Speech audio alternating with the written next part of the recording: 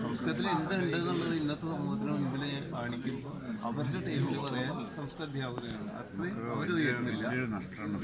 ഈ ഒരു ഗ്യാപ്പ് നിൽക്കുന്ന വല്ലാത്തൊരു പ്രശ്നമുണ്ട്. പല കാര്യങ്ങളും മനസ്സിലാക്കി വരുമ്പോൾ നമുക്ക് നഷ്ടപ്പെട്ടത്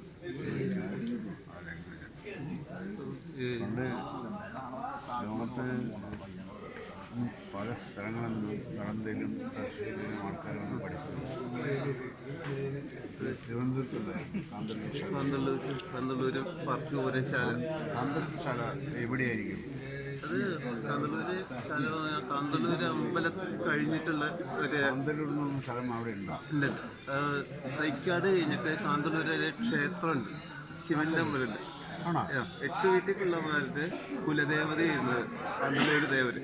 അതുകൊണ്ട് അവിടെ അതിൻ്റെ അടുത്താണ് അവിടുന്ന് ഒരു ചെറിയ തെരുവുണ്ട്. ആ ഭാഗത്തായിരുന്നു ഈ കാന്തല്ലൂർ ശാല.